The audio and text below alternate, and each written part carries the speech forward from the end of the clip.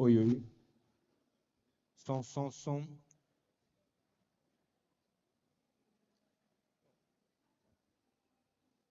Som. Ei. Pode ir lá. Pessoal, bom dia. Bom dia, obrigado por estarem aqui. Eu sou Lucas Bezerra, sócio do Barbosa Bezerra Lima Advocacia. Para a gente é um prazer poder estar participando aqui da Campus Party 14. A gente já participou de outros eventos falando sobre outros temas. Essa palestra específica, a gente teve a oportunidade também de ministrar na última Campus Party ainda online. E por ser um tema que tem muita dúvida, é um tema que todo mundo quer entender, quer saber um pouco mais sobre estratégias jurídicas, eu decidi trazer ela novamente para esse evento. E a gente vai falar de partnership, né? Como é que eu retenho talentos no meu negócio e facilito a escalabilidade da minha startup. E aí, como para palestra, tema jurídico é sempre chato, né? Quando a gente vai falar de aspectos jurídicos, contratos, não é todo mundo que gosta, não. E como é um aspecto muito ligado à gestão e recursos humanos, ninguém melhor para participar comigo aqui do que Renan Nishimoto. Renan, obrigado por ter aceitado o convite, a gente fazer esse bate-papo junto aqui. Se apresenta aí para o pessoal. Bom dia, pessoal. Prazer, sou Renan, um dos fundadores da Miner aqui. Agradeço o Lucas por ter convidado para bater esse papo com vocês. A gente está muito feliz de poder participar aqui. Primeira vez que a gente está participando da Campus Party com a Miner, com a nossa startup. Inclusive, se vocês olharem para trás, ali naquele loginho roxo com verde ali escrito Miner, é a nossa startup. Se vocês quiserem conhecer depois, nosso sócio ali, o Goya, também está explicando um pouquinho para o pessoal como funciona. A gente gosta muito de falar sobre esse tema de People Analytics, porque a gente entende que muitas vezes acaba sendo deixado de lado o principal ativo de todas as organizações, querendo ou não, são as pessoas, e sem as pessoas a gente não faz nada, a gente não entrega resultado, a gente não consegue construir um negócio sustentável e duradouro. Então, a gente fala muito sobre retenção de talentos com os nossos clientes, é a principal dor que a gente acaba resolvendo com eles por meio do uso de dados. Isso é o mais interessante, a gente pode compartilhar aqui um pouquinho com vocês como a gente faz também. Enfim, e a gente vai batendo esse papo aqui, a gente vai conseguindo trocar tanto do aspecto jurídico quanto do aspecto de gestão também. Beleza? Pessoal, e é isso, tá? A ideia é que seja um bate-papo. Quem tiver dúvida, guarda para o final, para a gente esclarecer esses aspectos, para a gente não ficar só no teórico e também ir para os detalhes práticos aqui da coisa. A gente pode ter um delayzinho aqui nos slides. Pode passar, meu amigo, por favor. E aí a ideia, pessoal, é a gente desmistificar conceitos, né? Toda vida que a gente fala em estratégias de retenção de talentos de uma forma geral, ou como é que eu atraio um colaborador que é estrela para minha startup, aí surge uma série de conceitos jurídicos que a gente ouve todo mundo falar, mas a gente não tem clareza do que se trata. É vesting, é cliff, é ILP, incentivos de longo prazo, é stock option plan, é partnership, mas a gente não tem clareza nesses conceitos, tá? E aí a ideia é que a gente passe por cada um deles para trazer algumas ideias de como é que vocês implementam isso de forma prática no seu negócio. E aí a gente trouxe esses bullet points aqui que vão guiar a nossa apresentação hoje, que basicamente é tratar sobre qual é a ideia do partnership, para que vocês entendam efetivamente esse conceito. Depois a gente fala um pouco sobre as dificuldades de reter talentos, que esse é um aspecto muito importante na estruturação desse plano, e que aí Renan vai me ajudar a esclarecer isso, que às vezes a gente quer reter o talento, mas não entende o que é que está gerando essa saída dele do meu negócio, esse turnover. E a gente pretende passar sobre isso. E Lucas, acho que esse é um ponto extremamente importante da gente falar, porque existem muitas crenças limitantes quando a gente fala de retenção, de motivação das pessoas das organizações, e que a gente trabalha muito com achismos no dia a dia, né? Não sei aqui as experiências que vocês já tiveram trabalhando em algum tipo de empresa, em alguma corporação. É muito difícil a gente ver empresas que de fato utilizam dados e evidências para embasar decisões ali que vão orientar a gestão de pessoas. A gente escuta muito falar, pô, não tem o que fazer, não dá para a gente aumentar o salário daquela galera e não tem o que fazer para reter aquelas pessoas. Mas será que é só salário que importa na retenção de um colaborador, na motivação dessas pessoas? Então, acho que esse é um tema bem interessante da gente trazer, não só de uma visão tradicional de como a gente faz isso dentro de gestão de pessoas, com base na experiência do gestor, mas trazendo inovação aqui para a conversa também, utilizando ciência de dados. Inclusive, os responsáveis aí pelos nossos modelos estão aí também assistindo a gente ali atrás, nossos cientistas de dados da Miner. Então, a gente vai poder explicar um pouquinho mais a fundo isso para vocês também.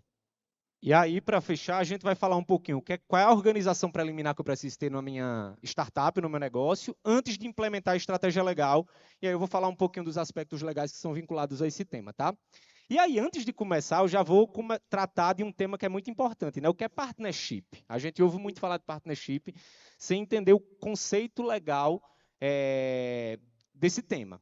Basicamente, partnership é uma gestão onde eu permito com que os colaboradores se tornem sócios do meu negócio. Quando a gente vai fundar qualquer empresa, eu sei que o ativo mais relevante que eu tenho é o equity, a participação societária e acionária. E aí, nessa evolução empresarial que a gente tinha um modelo top-down, né? Que era um modelo hierárquico, aquela velha pirâmide de hierarquia dentro das empresas de tomada de decisão, que ele resolvia uma série de problemas gerenciais, mas ele não resolvia um problema que é muito importante, que é o sentimento de dono. Que às vezes eu consigo estabelecer algumas premissas que tornam o meu negócio mais atrativo, oferecer um salário melhor, oferecer determinado benefício, sei lá, dar uma viagem para o colaborador no final do ano, dar voz ativa a ele a um conselho, mas o sentimento de dono eu só consigo gerar quando ele tem uma participação ativa, detendo participação no negócio, que é o que a gente determina, basicamente é cota. Cota ou ação, dependendo da formulação jurídica da minha startup. E aí, mais ou menos na década de 70, lá no Goldman Sachs, surgiu essa ideia de ter partnership, que é, basicamente, eu escolhendo os melhores colaboradores de acordo com as métricas que eu vou tratar aqui mais na frente, também eu permito com que eles se tornem sócios do meu negócio e tenham um sentimento de dono. E a partir do momento que eu tenho um sentimento de dono, com as responsabilidades contratuais que são vinculadas a um sócio do negócio, responsabilidades e deveres também, porque naturalmente se eu viro sócio e eu tenho uma estrutura jurídica mais bem elaborada, eu tenho algumas limitações de não concorrência, de propriedade intelectual, de confidencialidade de sigilo, eu permito que essa pessoa permaneça de uma forma mais engajada e até contratualmente mais limitante dentro da minha empresa. Aqui no Brasil, a gente teve a implementação desse modelo com o Lema, quando ele fundou a Corretora Garantia, é o maior case brasileiro disso, e recente, o modelo de sucesso mais interessante para quem quiser até entender um pouco mais da implementação prática, se deu na XP, né? E aí, no livro do Benchimol, ele relata um pouco disso.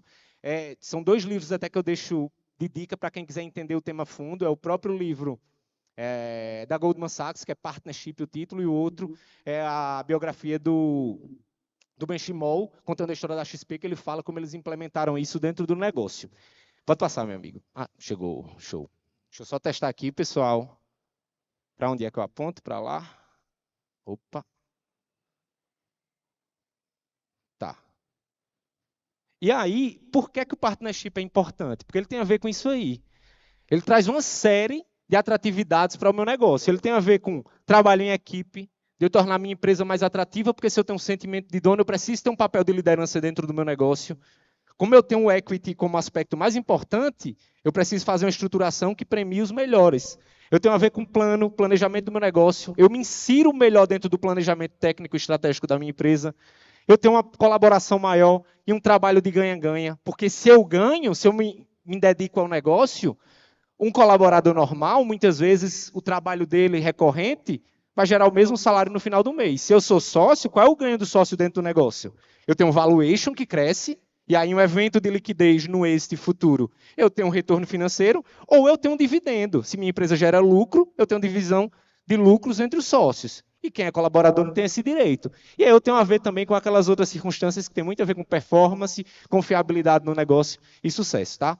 Ou seja, quando a gente falar no modelo de gestão vinculado à sociedade, concessão de equity para os colaboradores, que eu entendo que tem a melhor vinculação cultural ao meu negócio e que tenham melhores resultados, eu estou falando de partnership.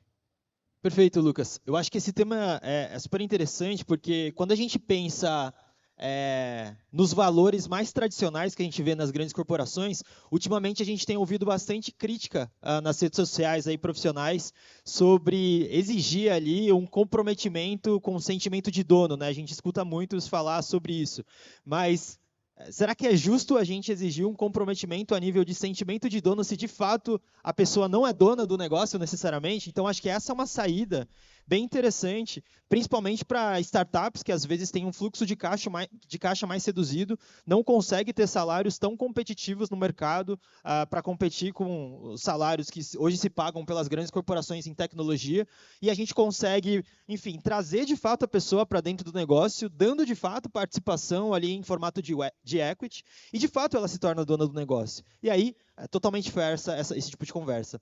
Eu quis trazer também, para complementar essa visão de partnership que o Lucas trouxe, essa visão de Employee Value Proposition, EVP. Alguém já ouviu falar disso aqui? Já? Não? Boa. Então, só para contextualizar isso daqui, né? Alguém já leu o livro As 5 Linguagens do Amor? Ou já ouviu falar desse livro? É um pouco mais comum, né?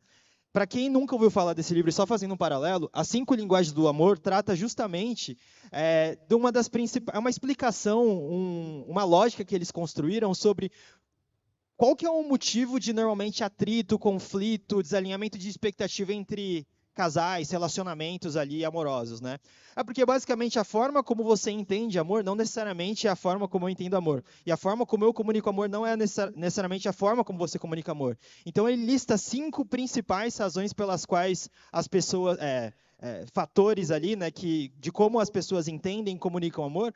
E aí com isso eles mostram que se eu entendo que você me ama quando você me dá um presente, mas você entende que você me ama quando você, depois de um dia de trabalho cheio, chega em casa, faz a janta pra gente ter um momento junto ali e me poupar aquele esforço, a gente vai estar desalinhado. Você vai achar que eu vou estar sendo injusto de brigar com você, te cobrando de alguma coisa que você sente que você está me oferecendo e eu não percebo. Isso aqui, eu estou fazendo todo esse paralelo porque EVP é a mesma coisa, tá? Às vezes a empresa tem a melhor das intenções e ali coloca, por exemplo, um benefício que agora vai ter academia dentro da sede da sua empresa, e na verdade, e eles gastam uma grana para colocar a academia na empresa, sendo que na verdade não é isso que os colaboradores querem. Para eles, tanto faz, eles nem querem estar indo presencial na empresa, eles querem estar trabalhando de uma forma mais flexível, dentro de casa, e fazer o exercício dele na rua dele, ele não quer estar na empresa fazendo academia. Então, por que eu estou trazendo esse paralelo? Porque o EVP fala justamente da gente entender como o colaborador percebe valor dentro da empresa. E quando as empresas conseguem utilizar isso da forma mais estratégica possível, que é minimizar os custos dela, maximizando o valor que eles geram para os colaboradores, aí você tem essa relação ganha-ganha também. Porque tanto a empresa consegue gerar mais valor para os colaboradores investindo menos recursos. E aqui a gente traz 4 pilares, né? Um pilar de compensation, basicamente, que é remuneração, salário, bonificação financeira. A gente tem um segundo pilar, que é benefícios, então, Gympass para exercício físico, vale alimentação, vale refeição, suporte psicológico. A gente tem carreira, que é como que a empresa tem, de fato, um plano de carreira estruturado e que consegue estimular o seu crescimento, o seu desenvolvimento e tem clareza ali dos próximos passos. E num quarto ponto, cultura, né? Quantas pessoas têm um salário legal dentro da empresa, têm uma carreira promissora, mas não estão felizes trabalhando ali porque a cultura da empresa não necessariamente tem fit, combina com a cultura que você gostaria que a empresa tivesse. Então, esses 4 pilares, eles são importantes justamente porque, quando você analisa cada um deles, de novo, o que é importante para você não é necessariamente importante para o Lucas e que não necessariamente é a forma como a empresa está enxergando que aquilo é importante para o colaborador. E aí eu acho que quando a gente fala aqui de vesting, de equity, isso é uma das formas que a gente tem para reter os colaboradores dentro do valor que eles enxergam. Eu acho que é uma forma extremamente poderosa, mas trazendo uma visão complementar de que aqui existem outros temas também que ninguém vai querer ser sócio de uma empresa que ele não acredita, que ele não acha que é ética, que ele não acredita que, de fato, está entregando valor para o mundo. Então, eu acho que esse fator de equity ele precisa também casar com essas outras visões. E aí, pessoal, até complementando aí já entrando no estabelecimento do plano prático para a gente implementar um programa de partnership específico e que tenha efetividade dentro da minha empresa, a primeira etapa que eu tenho que fazer é essa: analisar quais são os desafios internos do meu negócio para reter talentos. Por que é que os colaboradores estão saindo do meu negócio e preferindo outras empresas? E aí eu trago esse gráfico aqui, que é muito interessante, porque, como o Renan falou já, a gente associa muitas vezes ao capital financeiro, ao salário, ao poder de ganho que eu tenho dentro do negócio, e essa não é a realidade. eu tenho ali uma falta de crescimento dentro do negócio, uma falta de planejamento financeiro, eu tenho uma liderança ruim, e esse caso é um caso muito comum, a gente tem muito conceito de... A gente vê muito em startup, quando vai assessorar na parte jurídica e implementação de programa de partnership, lideranças tóxicas no ambiente de trabalho, e às vezes a própria liderança não percebe que ela está sendo a causa de turnover, de falta de retenção de colaboradores dentro do negócio. E que aí, muito mais do que implementar um programa de bonificação salarial, seja a pessoa passar por uma reciclagem, passar por um treinamento, sei lá, de comunicação não violenta, entender mais os colaboradores dentro do seu negócio. Péssima cultura de trabalho é outro aspecto que é muito diferencial para a retenção de talentos dentro do negócio, tá certo? Falta de desafios. Tem muita empresa que você entra, você fica realizando as mesmas atividades durante muito tempo e você não tem uma perspectiva de crescimento, você está sempre nesse mesmo cenário. Isso é péssimo para a retenção de talentos dentro do meu negócio. E eu tenho os dois últimos, que é salário baixo, que aí a gente entra em outro aspecto, e pouco reconhecimento. Ou seja, isso foi esse estudo aqui, tá, pessoal? Ele foi uma análise do LinkedIn, que eles realizaram sobre as causas de pedidos de demissão de colaboradores, e a gente vê que o que tem ligação direta com o aspecto financeiro é apenas o 5º cenário. Todos os outros têm muito mais a ver com cultura empresarial, tá certo? Do que efetivamente com remuneração do negócio. E às vezes a gente tenta associar sempre o programa de partnership à remuneração direta, tá certo? Primeira etapa, então, se eu quero implementar, é entender de forma direta e objetiva qual está sendo o motivo de saída dos colaboradores dentro do meu negócio. Porque eu tenho esses aspectos internos que eu consigo entender. E aí, Renan, quer complementar alguma coisa disso? Eu vou no próximo, pode passar. Tá. E eu tenho também os aspectos externos, né? E aí a gente não tem muito o que fazer, que são melhores condições externas. Ou seja, aquela empresa dos Estados Unidos que está querendo contratar o meu dev para pagar em dólar e trabalho home office. E aí aqui sim, se eu me deparar que o cenário de salário baixo, a falta de progressão de carreira, de fato está sendo a causa de pouca atratividade dos empreendedores no meu negócio, talvez eu tenha que fortalecer muito essa questão salarial. Mas por que a gente reforça isso? Porque salário não é o principal ponto de saída de colaboradores de negócio, tá certo? Bom, legal, gente. Agora, acho que esse desafio que o Lucas comentou sobre como que eu identifico, então, quais são as principais causas e motivos de saída dos colaboradores, o que está mais engajando ou não, ou desmotivando as pessoas de estarem ali trabalhando com a gente, né? A gente percebe que o LinkedIn mapeou ali aquelas principais motivações, e é interessante, né? Perceber que salário e bonificação e reconhecimento só foi aparecer ali na 5ª, 6ª posição.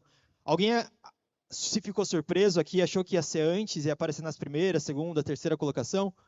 Não sei se vocês tinham essa imagem, mas normalmente é essa mentalidade que a gente ouve muito dentro das empresas, e como justificativa para não fazer nada em relação a isso, eles colocam em que eles não têm caixa de fato para trabalhar em cima dessa retenção. Mas aí aqui eu trago uma pergunta, tá? Que a gente se perguntou muito, que as empresas se perguntaram e perguntaram para a gente, e motivou a construção da solução que hoje a Miner vem atuando, que é, mas beleza, será que todas as empresas possuem esses mesmos desafios que a gente viu ali no LinkedIn nessa mesma ordem? Será que isso é uma regra? Será que, de fato, o ser humano é assim, independente do lugar que ele estiver trabalhando e do contexto que ele estiver trabalhando, esses vão ser os principais motivadores?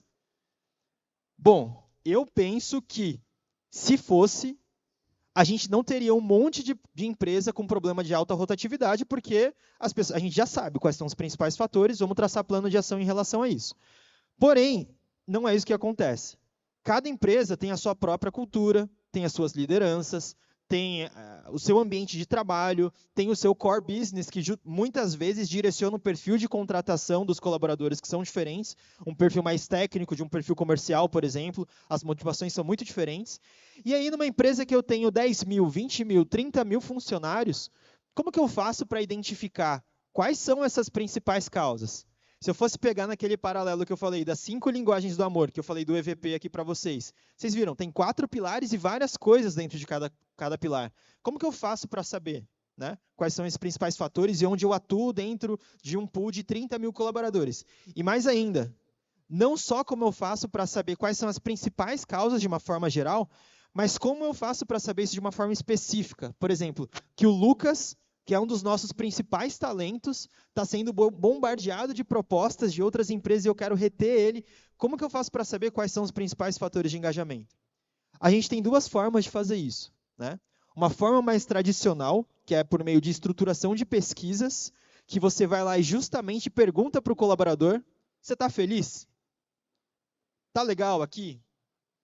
O que está te desmotivando? O que você acha da sua liderança? E tudo mais. Essa é uma forma.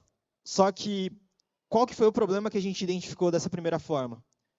É que não necessariamente as pesquisas vão trazer, de fato, as respostas mais condizentes com a realidade. Por quê? Vocês viram que o segundo fator ali que apareceu, que o Lucas mostrou, era o quê? Liderança ruim.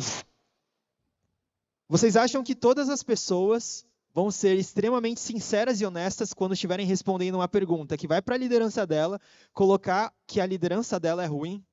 Por mais que a pesquisa fale que é anônima, né? Então, a gente percebeu que tinha muitos vieses dentro dessas respostas, dessas pesquisas, porque os colaboradores não se sentiam confortáveis, muitas vezes, de responder o que estava sendo perguntado. E aí vem para a segunda forma, que é a forma que a Miner acredita e que a gente tem trabalhado, que é, se eu entendo que muitas vezes essas pesquisas são carregadas de vieses e não vão dar o meu output ali mais fidedigno para eu conseguir atuar da forma mais correta, talvez, se a gente olhar para os dados e entender que, num histórico dos últimos 24 meses, 80% das pessoas que pediram para sair da empresa vieram da área X, Y e Z, que tem essas lideranças durante esses mesmos 24 meses, talvez eu comece a acender um alerta, falar, opa, 80% das pessoas saíram desse lugar. Será que aqui existe algum risco? Será que essa liderança de fato está fazendo a melhor gestão? O que será que está acontecendo? Será que é só coincidência ou pode ter alguma relação de causa? E aí foi que a gente começou a entender que, poxa, talvez se a gente aplicar a ciência de dados num grande volume de dados que a gente tem dos colaboradores e entender o padrão de comportamento nos últimos meses recorrentes dentro da empresa, talvez eu consiga diagnosticar isso, não só para o coletivo, mas também para o individual. E aí eu queria trazer aqui para vocês uma visão do que a gente está construindo hoje na Miner, que eu acho que vai contribuir aqui, tá, para a nossa discussão, que é, de um lado, eu tenho sistemas de folha de pagamento, sistemas de recrutamento e seleção, sistemas de treinamento e desenvolvimento, de ponto, e aqui eu tenho dados demográficos, de rotina e jornada, cargo, remuneração, salário, atestados, quantidade de tarefas, horas extras, performance, tudo mais. Isso tudo, a maior parte das empresas tem, tá? Pelo menos as empresas maiores. Como será que eles utilizam esses dados a favor da retenção de talentos? Eu trago para vocês aqui que a maior parte das empresas acaba tendo isso muito mais como um passivo, que fica ali guardado, gerando custo para a empresa e não consegue transformar isso num ativo que são informações relevantes para a retenção desses colaboradores. E como que a gente faz isso? A gente aplica a ciência de dados nesse grande volume de dados que está aqui do lado esquerdo para entender quais são os padrões de comportamento, fatores de correlação, e a gente consegue chegar até em modelos que vão predizer o risco de uma determinada pessoa pedir desligamento da minha empresa, dado as informações que eu tenho daquela pessoa hoje, em relação ao padrão de comportamento que eu identifiquei na cultura da minha empresa ao longo dos últimos anos. E é aí que mora a inovação, aí que mora o que a gente hoje acredita que é uma forma diferente da gente analisar pessoas, da gente fazer gestão de pessoas mais orientada a dados, mais orientada a fatos, e não necessariamente com base no que quem fala mais alto dentro da empresa, no que o gestor acha. Ele nunca vai achar que ele é o gestor ruim e é que é culpa dele que as pessoas estão saindo. Mas muitas vezes isso acontece. Isso aqui a gente acaba com isso a gente acaba conseguindo quebrar muitas das crenças limitantes. Então acho que eu quis trazer um pouquinho aqui também para vocês de uma visão de inovação, de tecnologia e ciência de dados aplicado ao mundo de gestão de pessoas, que muitas vezes traz uma visão mais subjetiva, pouco objetiva, de fato, ali do que está acontecendo, e acaba justamente não tomando nenhuma atitude efetiva para conseguir conter esse problema que a gente está discutindo. Muito bom, Renan. E aí a gente, fazendo essa análise desses aspectos que eu trouxe para vocês, que são os principais, né, de falta de retenção de talentos, eu tenho dois desafios, que é descobrir o que verdadeiramente afeta o meu negócio e elaborar um plano de retenção. Ou seja, eu não posso executar só porque está todo mundo executando, que Renan me conhece. É uma crítica que eu estou fazendo muito a, por exemplo, fundo de VC, que hoje coloca como essencial em qualquer negócio ter um Stock Option Plan, porque está todo mundo fazendo. Ou você implementar um programa de vesting porque está todo mundo fazendo. Não é assim, tá, pessoal? Você precisa ter um plano adequado para o seu negócio. E aí, antes de elaborar esse plano mesmo, eu tenho alguns aspectos preliminares. Você quer falar alguma coisa que foi mal? Pode passar, depois eu volto nisso. Que são bases para que o meu plano dê certo. O primeiro deles é ter uma cultura empresarial muito forte. Porque se a gente pegar aqueles pilares de saídas que eu trouxe aqui alguns slides atrás, quase todos eles a gente consegue resolver com a cultura empresarial estratégica. Tá? Juridicamente falando, como é que eu começo a estabelecer isso dentro do meu negócio? Documentalmente.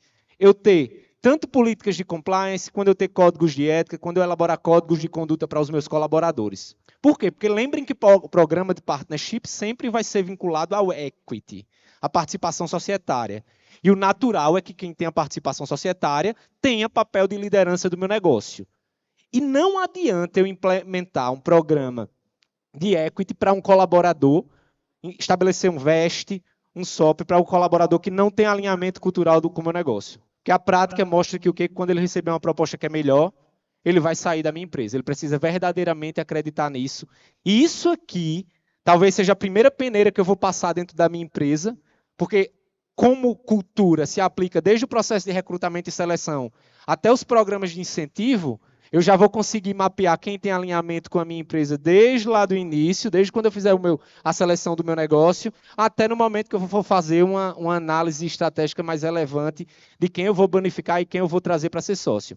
E aqui tem um detalhe jurídico que é importante. Quase toda vez que eu vou implementar um programa de SOP, tem um critério subjetivo que é a análise do conselho de administração, análise do CA, ou então do conselho de partnership, sobre aquela pessoa. Por quê? Cultura é algo tão relevante que, às vezes, o funcionário que tem as melhores métricas no meu processo de avaliação não é o que tem o melhor alinhamento cultural com a minha empresa. Ou seja, o cara tem um resultado estrondoso, mas ele torna o ambiente ruim. Isso pode ser péssimo para o meu negócio. Por isso que quase sempre que eu vou implementar um programa de partnership, eu tenho esse critério subjetivo de análise que permite que eu bote o pé na porta e diga, não, fulano não vai entrar por mais que o resultado dele tenha sido interessante. Eu vou adiantar aqui, tá, pessoal? Porque a gente só tem 15 minutinhos. O segundo ponto é ter uma cultura sólida, estabelecer documentos jurídicos para isso. Todo mundo entende qual é o perfil da minha empresa, qual é o papel das minhas lideranças. Eu preciso saber agora como é que eu vou avaliar quem eu vou trazer para a minha sociedade ou não. E aí eu preciso ter uma definição muito clara dos critérios de performance e indicadores de performance. Eu preciso estabelecer como é que eu vou fazer a seleção de quem vai entrar num programa de vesting, quem vai entrar no Stock Option Plan do meu negócio, tá certo? Aqui, como o Renan falou, também não tem uma regra, tá, pessoal? Cada negócio é uma realidade. Algumas empresas adotam tempo de casa. Quanto maior o tempo de casa, menor o critério de risco desse empregado, ou seja, ele vai ter uma pontuação melhor. Outros, avaliação 360 do time. Outros, avaliação da liderança. Outros, resultados objetivos mesmo. Quem teve melhor resultado em OKR, em KPI. E isso permite que eu avalie e aplique algumas regras que a gente tem nessa parte de gestão administrativa, como a mais usada, que é a de Jack Welch, né? Que eu premie os 20% melhores nessa avaliação que eu trouxe para o meu negócio, que eu treine os que ficaram dentro daquela métrica dos 70% e que eu demito os 10% piores porque eles não têm alinhamento cultural e não têm alinhamento de entrega com a minha startup, tá certo? Ou seja, fiz a cultura, eu preciso trazer objetividade para isso. Lucas, por que não dá para implementar um programa de partnership só com critério subjetivo? Porque aí você não tem uma regra de clareza e você não consegue trazer o colaborador com base num critério sério. O colaborador fica numa objetividade que gera insegurança para ele. E num cenário de insegurança e outra proposta de um critério de partnership com segurança e objetividade, eu vou preferir a segurança. Tá?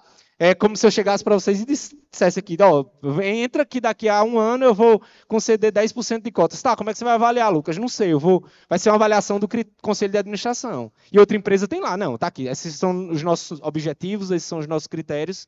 Se você vier para cá, você já tem acesso às regras do jogo. É muito mais claro, traz muito mais segurança para os participantes. Eu quero te fazer uma pergunta, Lucas. Como empreendedor aqui, entendendo que esse assunto é realmente importante, né? Em que momento você entende que é um nível, a startup precisa estar num nível de maturidade ali, tanto para não se antecipar, fazer isso muito no início e dar um tiro no próprio pé, porque não consegue ter uma avaliação clara dessas métricas que você trouxe, ter uma clareza das regras de sucesso ali, da noção de sucesso, em que você vai estipular uma métrica que de fato vai te gerar resultado a ponto de você reconhecer aquela pessoa e começar a abrir seu equity ali prematuramente, sem você ter necessariamente ali já um caminho percorrido. Em que momento você acha que é mais adequado uma startup dentro da jornada dela construir esse plano? E quantos por cento, normalmente, se você tiver uma ideia de média, faixa, as startups normalmente reservam para esse tipo de plano de distribuição? Essa é uma pergunta muito interessante, Renan, que tem a ver até com a minha crítica de implementação de Stock Option Plan de forma prematura.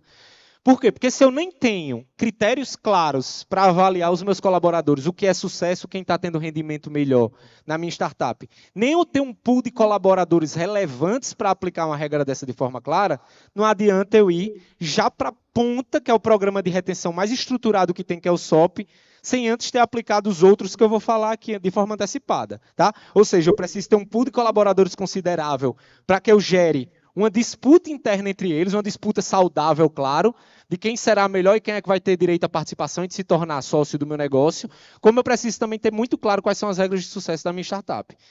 Analisando sempre se os outros programas que eu vou trazer não são melhores para a realidade do meu negócio, tá certo? Ou seja, tive uma implementação cultural muito boa, analisei se eu tenho já esses critérios objetivos e trago objetividade para eles, implementando isso de forma documental dentro do meu negócio, eu vou para o terceiro ponto, que é concessões.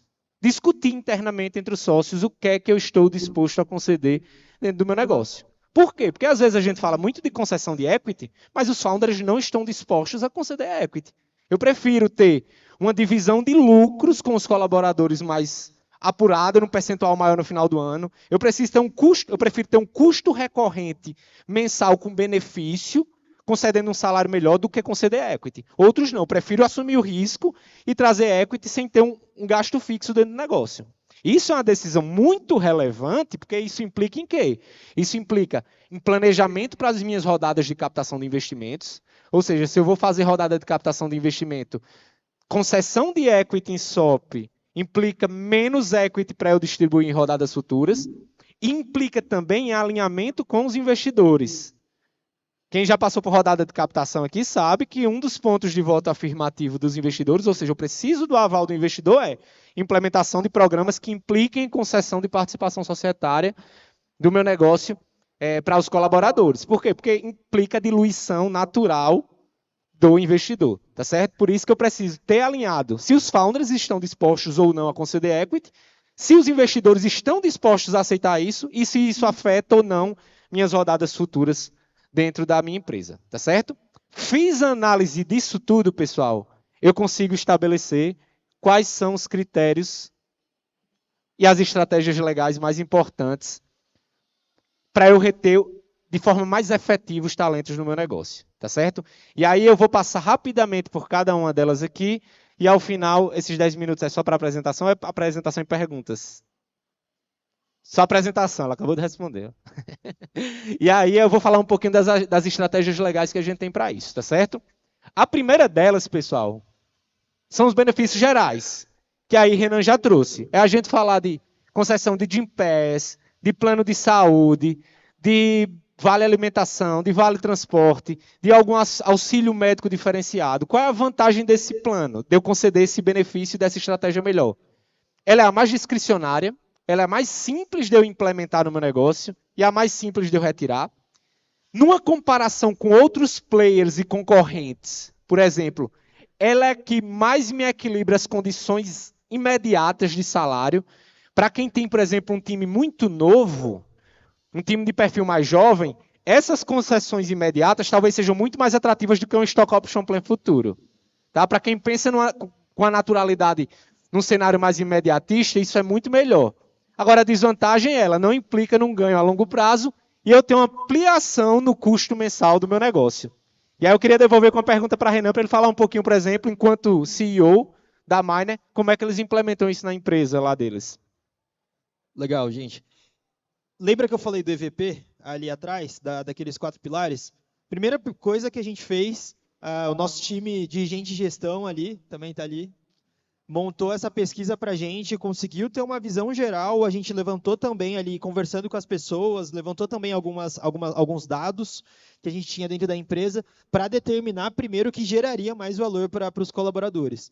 E como a gente, startup, né, e tá em fase ainda de crescimento, a gente sabia que tinha algumas limitações financeiras para isso, a gente fez até uma matriz, na época, dentre o que ia ter mais custo para a gente versus o que teria maior valor gerado e impacto que a gente coletou junto com os nossos colaboradores. E dentro do quadrante em que a gente tinha maior valor gerado com menor custo, a gente priorizou aquelas ações e aqueles benefícios para serem implantadas. E aí foi assim que a gente definiu que o nosso principal ponto ia ser inicialmente oferecer ali um benefício para a saúde, né, que seria o Gympass, e também auxílio ali para a educação e treinamentos em algum nível. E aí, pessoal, se o meu melhor cenário não é benefício, eu passo por outro, que é participação em lucros e resultados. Basicamente, significa que eu tenho uma política empresarial. Quando a gente fala em PLR, a gente associa muito ao banco, à instituição financeira, tá? Mas a gente não está falando de uma forma tão estruturada como essas grandes corpos fazem, porque aí a gente sabe que gera uma vinculação trabalhista muito forte, muito arriscada, tem uma implementação disso de uma forma contratual, mas é algo que as startups vão implementando que naturalmente eu destinar parte dos resultados empresariais para os colaboradores, tá certo? É muito atrativo para quem tem um perfil de ganho imediato também. Se o colaborador pensa em ganho financeiro imediato, talvez você precise implementar isso na sua empresa. E basicamente, como é a implementação disso? Eu definir um percentual do lucro da minha empresa que eu vou fazer uma distribuição anual com esses colaboradores. Tá certo? E aí eu estruturo um plano dentro da minha empresa com esses percentuais, qual vai ser a forma de seleção. Eu posso ter distribuições desiguais por time, por resultado individual, por resultado da companhia em geral, dentro da minha empresa, e que permite que eu tenha uma bonificação anual e que eles tenham um retorno financeiro imediato e direto sobre isso. Tá? Numa escala aí mais evoluída, para quem gosta muito do cenário de estabilidade e de progressão de crescimento, lá na identificação que eu fiz, eu verifiquei que a falta de progressão de carreira é um problema de retenção na minha startup. Eu não tenho previsão de crescimento, eu não tenho desafios. Talvez você estabelecer um PCCS, um organograma funcional do seu negócio, com as condições para a progressão desses colaboradores, seja uma ótima saída. Aqui, a gente começa a ter um plano mais estruturado. Por quê? Porque para eu ter muito claro quais são as áreas da minha empresa, quais serão os cargos, eu preciso estar uma startup já num grau um pouco mais avançado. É muito difícil eu pegar uma startup e dizer assim, ó, defina aí o seu PCCS. Quando a pessoa está começando um negócio, não sabe nem quais serão as necessidades dos clientes, quais são as divisões da área de sucesso do cliente, de implementação, desenvolvimento, de gestão de produtos que eu vou ter, tá certo? E quais serão, a gente aqui já entra naquele ponto que você falou, Renan, os resultados e métricas que eu consigo colocar, que são métricas claras e que são importantes para mim, que permitam que eu faça uma avaliação e validação de que aquela pessoa, de fato, é a mais relevante para o meu negócio, é a que mais gera valor. Tá certo? É um plano muito interessante também de implementar, mas ele demanda um pouco mais preparação da empresa. Até porque, dependendo da forma de estruturação do meu negócio, se eu estou trabalhando com seletistas ou com PJ, isso pode gerar um direito adquirido também. Tá certo? Que é algo que vocês devem considerar quando vão implementar qualquer um desses planos. E aí a gente parte para os dois que são mais vinculados efetivamente ao partnership, que é o vesting, tá certo? E o Stock Option Plan. Qual é a diferença desses dois programas, pessoal? O vesting nada mais é do que a concessão de participação societária da minha empresa atrelada a entregáveis ou ao determinado decurso de tempo dentro do meu negócio.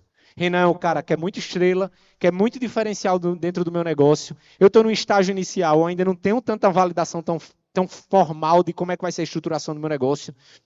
Eu chego para ele e digo, Renan, eu queria fazer um vesting contigo. E aí eu vou conceder para você 10% da minha startup, dividido em 4 lotes, 1 ano cada lote, onde você, se você desenvolver as atividades de cientista de dados, de engenheiro, e ficar vinculado nesse período, você vai adquirindo a participação societária no meu negócio. Isso se dá, juridicamente falando, isso se dá mediante um instrumento que a gente chama uma outorga condicionada de opção de compra. É um nome bonito, danado, né? Diferente, mas nada mais é do que eu vou conceder para Renan a opção dele comprar participação acionária da minha empresa em percentuais já pré-definidos, mediante a entrega dele de alguns resultados que eu tenho na minha startup. Esse plano aqui, pessoal, o plano de vesting, é o que as startups hoje mais usam para reter talentos. Por quê? Porque ele não é um plano que eu concedo a toda empresa, é um instrumento jurídico que eu posso analisar caso a caso, por isso que eu recomendo a utilização muito mais até do que o Stock Option Plan, e permite que eu mude as regras do jogo para cada colaborador, tá? Porque vai depender da área, vai depender dos resultados, vai depender dos limites que essa pessoa tem. Se eu não tenho a possibilidade de remunerar ela de outra forma, tá certo? E hoje é o melhor instrumento para vocês reterem talentos de forma individualizada. Ou seja, não para estimular uma competição interna, mas se eu tenho dentro da minha empresa 10 pessoas e eu digo aquele ali eu preciso reter, eu vou utilizar um instrumento de vesting, tá certo? E por último, que é o mais complexo e o mais hoje estimulado pelos fundos de VC a utilização, é o Stock Option Plan. Stock Option Plan nada mais é do que programas de concessão de compra de cotas ou de ações societárias de uma empresa, tá certo? Mediante alguns instrumentos de avaliação e competição interna. Aqui, eu de fato já tenho instrumentos jurídicos muito robustos, como o programa de avaliação, o instrumento a opção de compra que eu vou fazer com os colaboradores, um estatuto social e um acordo de acionistas bem elaborado dentro do meu negócio. Por quê? Porque eu preciso ter a implementação dessas regras muito claras, tá? Porque aqui a ideia é que eu divulgue isso para a empresa e diga, a partir de agora, eu tenho um plano de SOP aqui, de Stock Option dentro do meu negócio, que a cada ano a gente vai conceder 1% para o colaborador que se der melhor nesse resultado aqui de avaliação, que vai seguir tais e tais regras. Tá? É um mecanismo geral de concessão de benefícios. Eu gero uma disputa interna saudável dentro do meu negócio, mas como eu estou fazendo uma promessa para os colaboradores, eu gero um certo direito adquirido entre eles. Tá certo? E por isso que para fazer isso eu preciso ter uma estruturação jurídica muito, muito robusta. E a gente precisa, de fato, ter aqueles dois aspectos que Renan perguntou, e até antecipou essa pergunta. Eu preciso ter muito claro quais são as regras e critérios de avaliação que eu vou utilizar nisso, e qual é o meu plano de retenção desses colaboradores, além de ter, de forma muito clara também, a delimitação desses aspectos gerais de cultura e um pool de colaboradores que eu permita essa competição interna. Tá certo? Pessoal, acho que é isso para não estourar nosso tempo. E agora eu queria abrir para perguntas. Não sei se o Renan quer complementar com mais alguma coisa, e se alguém tem alguma pergunta que quer fazer.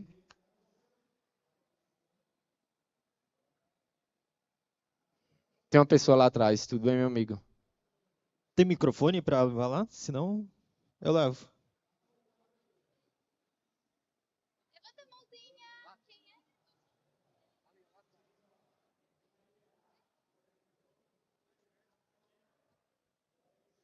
Olá, tudo bom? Meu nome é Emanuel Pisa e eu tenho uma dúvida em relação a novos formatos, né? A gente falou aí do vesting como um formato mais comum, mais utilizado para esse tipo de atração e retenção aí de talentos, mas o vesting ele ainda parte de um prazo médio, vamos dizer assim, 1 ano ou 2 anos lá de atuação.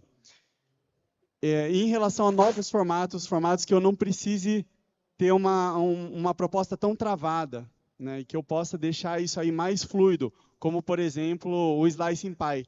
Não sei se vocês Slicing Pie. Não sei se vocês conhecem, mas, basicamente, ao invés de eu olhar para frente, eu deixo aberto e eu distribuo equity conforme a participação efetiva e investimento de cada um no negócio. Então, é mais assim, né, trazer esse questionamento se vocês estão olhando para esses novos formatos que sejam mais Web3, vamos dizer assim, mais descentralizados e mais fluidos. Não, assim, sem dúvida nenhuma, vão surgir novos formatos. Qual é a dificuldade que a gente tem jurídica de implementação disso? Primeiro, a maioria desses conceitos são conceitos que a gente trouxe do direito norte-americano, né? Vesting, Stock Option Plan, que a regulamentação do país é quase inexistente. Se a gente fala disso aqui, de vesting SOP, a gente não tem legislação específica. Basicamente, é a discussão jurídica doutrinária que a gente tem. Ou seja, inovar demais, a gente inova, mas sempre correndo um risco jurídico de ter um entendimento diferente. Para vocês terem uma ideia do tamanho desse risco. Se eu implemento um SOP dentro da minha empresa, um Stock Option Plan, onde eu retiro o risco do colaborador, eu tenho um risco aí tributário e trabalhista desse SOP ser entendido como uma complementação salarial. Tá certo? Claro que isso é muito difícil de ocorrer em startup, mas ocorre muito em grandes companhias.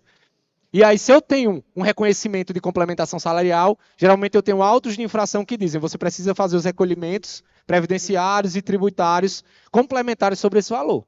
Isso é uma bomba para uma startup que não fez uma estruturação correta. Tá? Por isso que eu preciso, até na hora de implementar um vesting, tentar trazer o máximo de natureza mercantil para esse negócio. Outras formas inovadoras que o pessoal vem fazendo é antecipando o vesting. Eu trago o colaborador para dentro do meu negócio, mas aí eu coloco um poder de recompra mais extenso para que, se ele fizer uma bobeira, se ele não entregar, eu tenha uma opção de compra da participação nele. No lugar dele ter a opção de compra de participação do meu negócio, eu que tenho da dele. Qual é o problema jurídico que eu vejo nisso também? Que a gente sofre com algumas startups já. É muito mais fácil eu discutir sociedade com o colaborador fora do negócio do que ele dentro do negócio. Sobre o Slice and Pie, assim, não tenho conhecimento específico para falar, mas eu acho que o Web3, NFT, essas redes descentralizadas como estão facilitando a gestão de qualquer ativo, né? A gente tem essa dificuldade por conta da regulamentação da CVM sobre essa questão de ativos mobiliários e distribuição, que talvez é um desafio a ser enfrentado, mas com certeza vão surgir. E assim, não adianta a gente se travar pelo risco, né? O risco sempre vai existir sobre isso. Infelizmente, recebemos uma plaquinha aqui de encerrado, tá, pessoal? Muito obrigado pela presença de vocês. Aqui estão os meus contatos e o de Renan também. Estaremos agora ali naquele standzinho da Miner. Quem quiser bater um papo, fique à vontade. Renan, muito obrigado, meu amigo. Obrigado, Lucas. Obrigado, pessoal. Prazerzão estar aqui com vocês. Valeu.